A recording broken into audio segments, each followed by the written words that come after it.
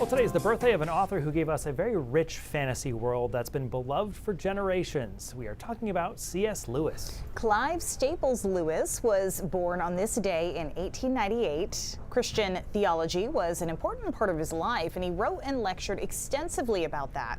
But he's best known as the author of the Chronicles of Narnia. The world of Narnia has been adapted numerous times in various media. Yeah, in 2007, it was turned into an elaborate pop-up book. Our very own Rob Caldwell got to talk with the author, Robert Sabuda, about how he picks which scenes to recreate. That's the difficult part. Making the pop-ups is difficult, but picking out the scenes was definitely a challenge. So what I did was I read through the books and I tried to sort of pare down what was either a pivotal moment in that story or what was a very important character that would sort of make the entire pop-up book go well from beginning to end. So at the very beginning of the pop-up version of Narnia, there's Aslan the lion, because he's such an integral part. He sings the universe into existence, and he goes through many of the books with the characters as well. And then some of the other ones, it would just be a great action scene that I would want to show, or a fantastic boat. You know, I thought, I have to show this boat on this particular spread.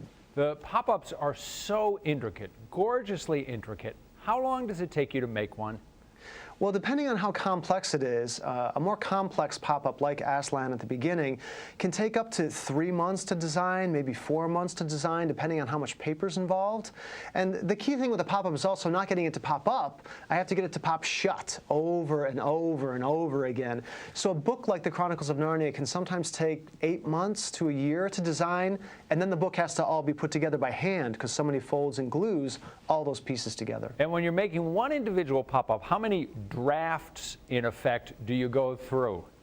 Sometimes there can be up to 12 drafts. The first draft is really very, very rough, and I'm really only concerned with the actual movement or seeing how the pop-up looks on the page, but it has to be refined over and over and over again, especially if some of the pop-ups deal with anatomy, like horse running. The horse has to be able to run in the proper fashion that it would anatomically, and that can be very challenging. Now, the thing that blows me away as I'm looking through the book is not only are the pop-ups themselves, as I said, so intricate, but then you open one up and it has string in it.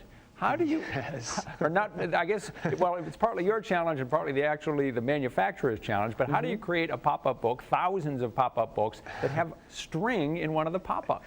Well, one of the most important thing in any good pop-up book, or any good children's book for that matter, is you put everything into it that you feel will make it the best book possible. So if I'm working on a pop-up book and I feel like it needs to have, you know, a wooden dowel so something spins around, or a piece of string to be part of a boat, or a cloth sail, I'm going to do everything I can to see that that's incorporated, because a young reader really appreciates that there. They're transported, they're brought into the book with those small details. Takes some real patience. Yeah, months and talent at a time. And those are nothing like the pop-up books I remember as a child, by the way. Yes. That was very detailed. A little slight turn here, but you will never guess where Robert's professional career started. At one point, you actually designed boxes for ladies' underwear. Is that right? Yeah, that is correct. I did. But everything in life is a learning experience. Creating those boxes, I learned about how pieces were die cut with a machine, and how things were folded, and how things were glued. So hopefully everything on our paths takes us to a path at the end that we want to be on. So you never know where those early talents will Exactly. unfold later in your career. Rob Caldwell there from 2007. Robert, by the way, still at it. His latest book is called Love, and it's about all the reasons a person may love another person. He also has a creation called a Dramaton. It's a robot based on a design by Leonardo da Vinci that can draw 4 images just by cranking a wheel. The talent here Wild. is very impressive.